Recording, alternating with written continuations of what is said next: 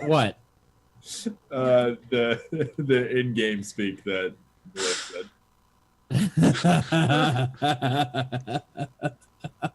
Good stuff. Sorry.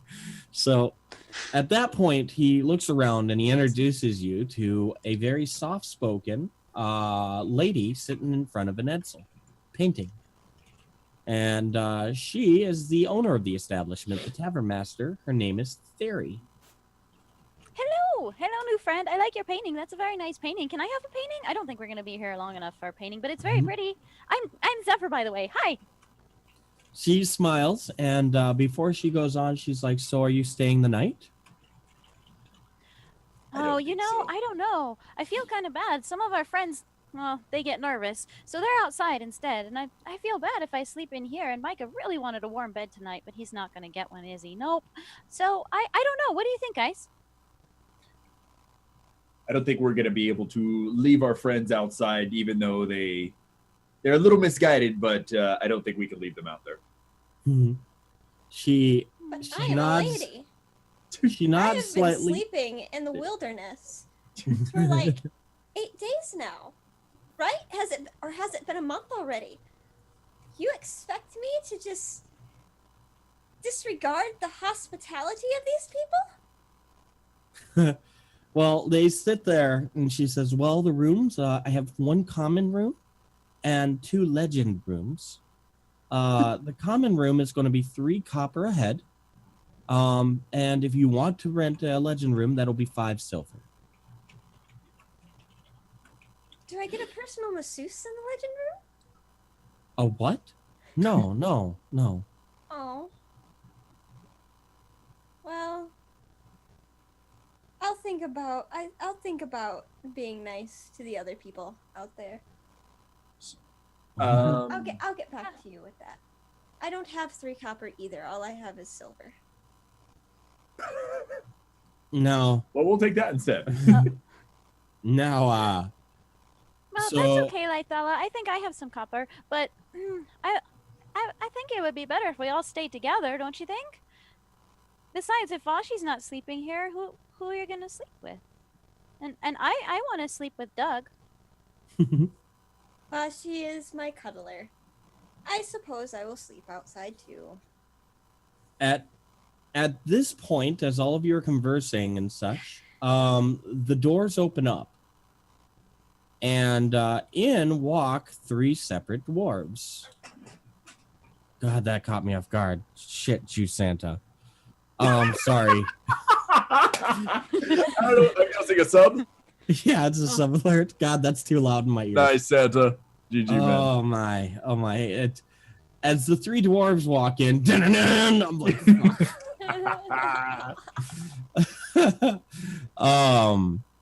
give me a brief moment. You guys mind if I just do this quick greeting at the moment? Yeah, go for it. Let all others know your place, for you are lost, but now embraced. Jew Santa. My God, it's good to have you around here, sir. Thank you for the subscription and the support that you've shown all the way up to this point. Sit down, sit around the hearth, and hear the stories, sir. Now, these 3 dwarves walk in. The first thing you notice is that as you were walking towards the tavern, it seemed like everyone here was human.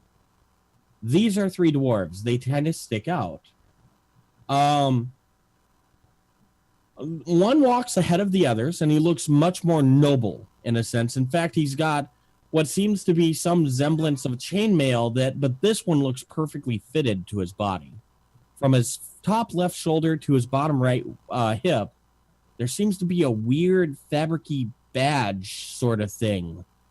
Like the front of a girdle almost, and among it is some word that you do not understand. It looks very noble. Across all of his hair, hold on one second. There's a ridiculous amount of metal facets holding his facial hair in place, where the rest of it is pulled back in a braided triple ponytail. Its complexity is almost to the point that the admiration of the dedication is required to me. It's just impressive. We'll just leave it at that. Behind him to the back, you have a person, a dwarf with what seems to be a whole mane of hair that doesn't even flow forward. It almost looks like his incredibly dark tan skin is part of an almost lion's mane. And the other one has oily massage oils or something slicking it back. All three of them show a very deep tan. The one in front walks up, speaking with an air of authority. So, you are the visitors that just came in? Yes. Greetings. Hello. Yes, and I think some first impressions are in store. Yeah, me too. I want to give them nice first impression. Mm-hmm. I like how the outside encounter is still there of just Jackback and Glyph sitting outside. Random note, I find it funny that you two are hesitant in considering first impression or not, and you guys are using it left and right. That was Well, yeah, of course. Why would you not use it? yeah. It ended up being a very smart call. Night, you Santa. Thanks for dropping by. Santa. Okay. Right. So, yeah. So, can I roll now, or do you want me to Yes. say stuff? Okay. Mwah!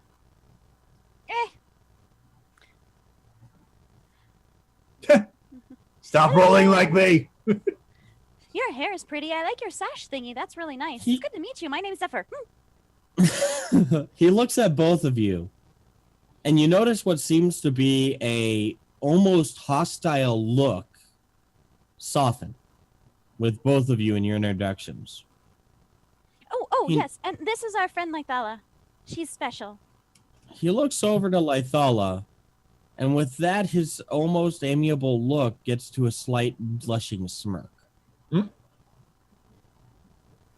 Pleasure to meet all of you. The other two dwarves behind him look up slightly surprised at that tone of voice change. So how long are you going to be staying in our fair town? Can I use my conversation? Not yet. Okay. It'd be better because all I'm thinking about is insulting the dwarf out of character. I like your facial hair. I bet it looks wonderful on your wife. Oh! Attack. Oh shit. It's a good thing Jackback's on here. And suddenly one I'm more glad I'm one more outside. hour AK. So Well, we're I would not. assume just one night. Yeah, well, we might spend the night, but I don't think we completely decided. Probably not, though. I mean, we might spend the night near here, but probably not exactly in here, because we had some friends outside, and they got really nervous. Glyph broke his arrow in half. That's really sad, because he likes to use those sometimes. He hunts, you know, and then Micah cooks the food, but they're outside right now, so they're not he going to... interrupts your phrasing as if you don't even exist, which is a feeling that you're not used to, and looks directly at Lythala. So one night, huh? Yes. Okay. I mean, that we're kind of doing something. We're looking for a friend. Zephyr, the impression you get is he legitly, and you know that he heard you, he legitly snubbed you on purpose, and you do not know why. Oh, Vashi, you almost feel like he hasn't even given you the time of day yet. Just giving you that heads up. I'll be fine with just kind of viewing right now. Okay. What are you doing I'm with your gonna tail, keep by the way? talking. What's the body language you give away with it? I am actually kind of like the very most recent. I'm kind of amused actually that. So you're Zephyr happily was- just kind of moving your tail around, just casually flippant? Yeah, but controlled. I don't want it like flinging around all over the place. Just Of course. it's doing its happy thing, but not in their business. All right. Now, you're looking for someone. Out of character, real fast. What was our friend's name again? The scout we're looking for. Write that down. Oh, Kashi. What was that his name? Well, he was told to be known as Tegomhar. Yeah. Tegomhar, whatever. What? Oh, right. It's a shame that you just totally. It's okay. Sorry. You guys would know that in character. Yeah, I didn't know that. But yes, we are looking for a friend. Hmm. We're not quite sure where he went. Yeah, a friend came out of here, I think, and we were looking for him, but we couldn't find him from before. And so we were looking, but our friends are outside. We should probably go back outside. I'm worried about them. The first acknowledgement he gives in your direction is he turns and looks in a different direction at the human friend that brought you here. Who are their friends? I just told you, my friend is Micah, and my other friend is Glyph, and they're both outside right now. For a moment, he glances over in your direction and then looks back at Lythala. Who are your friends? Our friends are the dwarf Micah and the other wingling Glyph. They're He looks back up, his eyes noticeably perk up the moment you say dwarf, and he immediately turns around and starts walking out the door. His Where are you two colleagues follow him. Your human bodyguard, if you will, says, well, I guess we should follow. I think that would be a good idea. I like you. What was your name again? he keeps walking on, whether it's annoying or not, ignoring you. Aw. Do you follow him outside? Yep. Do you remember what his name was? I don't think we got a name yet. Josephus? Boris? Big guy? Got go far. Mr. G. Thero. Thero. Okay. As you walk back out towards the gates, and the gates open up, the dwarf immediately walks up behind, and as he walks behind, he taps the agile one on his ass, which is promptly about shoulder length to the dwarf. In a quick blur, the agile one whips around, taking the swords directly to the dwarf. The dwarf agilely dodges out of the way, almost faster than you can watch. And at that point, in almost a freeze moment, they both stop moving the way that they did. And they're looking at each other, and both of them nervously start giggling and start relaxing. Micah, a dwarf just came out. Glyph, you finally made a good carving, and it doesn't seem like it's gotten his attention. Just letting you know. Oh. His wood is unimpressive. What I made. Beautiful. The one thing that you notice about this dwarf, Micah, as he walks out, is he is pretty much fully prepared for everything. While many people may notice the armor that's on his chest being direct, you notice that underneath the hip length, he's got 3 different tool belts with an assortment of very unique tools spanning all over. This is the one I described earlier, the one with the metal objects across his beard. Yes. What kind of tools for what purpose? A variety, anything from hammer, things that you don't even understand the identity of some of them. So it's safe to assume that he is a professional of some kind. Correct. Okay. The one thing that is very obvious is the very almost blindingly ornately carved warhammer at his left hip. Okay. He walks right up across the actual fence thing, stands in the middle of it, and looks at you. Name? Micah Thundergrass.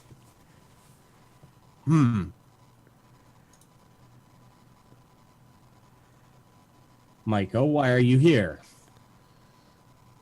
I would like to stay the night with my friends here so that we can be well rested for the journey ahead of us. Where are you going?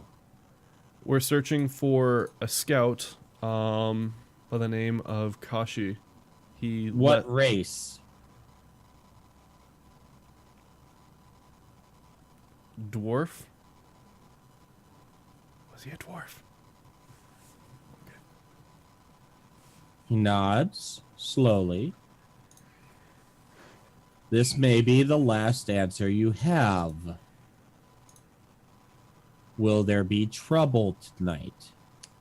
Absolutely not. How can Well, you? if you tap me on the ass like you did him. Mm-mm. He looks at you. How can you prove you're a friend? Is this a time when I could actually cook something? Hold on. Can I I have say something? Can I prepare a Energy. fire using all of Glyph's terrible as wood. you can start moving your hand more than an inch without even realizing it, the mace is in his hand. The hammer. Okay. What can you do? I can prepare a meal. Can I interject? Can I? Get out of the way, Nat. Oh god. Oh, that's rude. He doesn't change his eyes from the dwarf when he says that. I'm gonna go to Zephyr. I'm scared. As you get up and move, you almost don't even see him flinch in your direction. Zephyr, do you have the coin in the pouch that the guy gave us? Micah, Yes. you're coming to a tavern. You're going to cook the best meal of your life. I am. Follow. Is this some backseating? He moves out of his way, and you fall. He just starts walking back into the town as if every step he has is important. Okay. I'm going to follow Following him. him, you just now recognize the two other dwarves flanking him.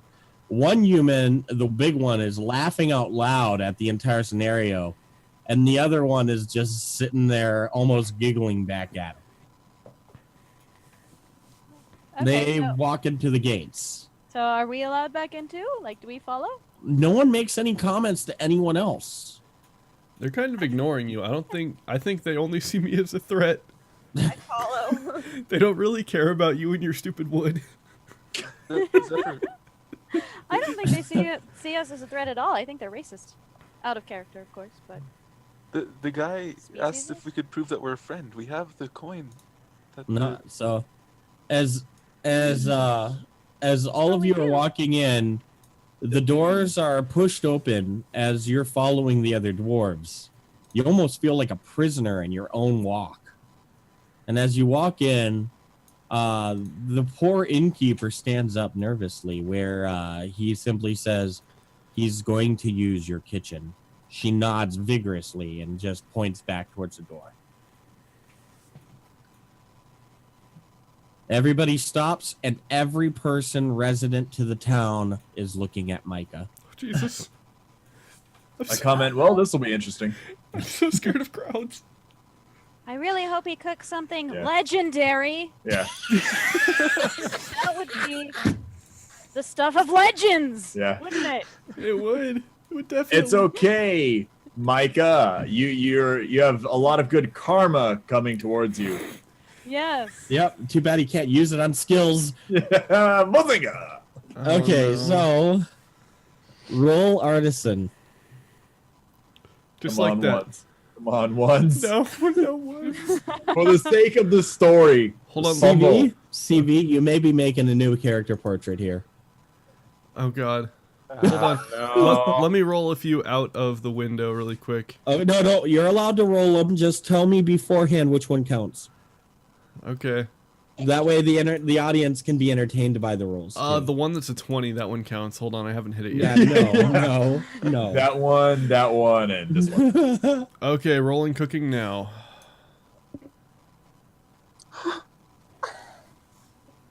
That's really sad. Best. As you're sitting there and you cook this food, it starts to ignite on fire in this pan over this flame because you're not used to cooking in a hearth like this. Flambe. As it catches on fire, what do you do? I'm gonna take out some of my water skin and I'm gonna put the fire out. Cast a spell on it. No. Rub it on the weapon. Say it's heat weapon. No? So you take water out and douse the meat. Yes. At which point, as you douse the meat, the pummel of smoke comes up, and you turn around. You see 3 dwarves with weapons drawn, and the agile human from behind. At this point, as everything is coming down, the dwarf says, We can't risk having you around, kid.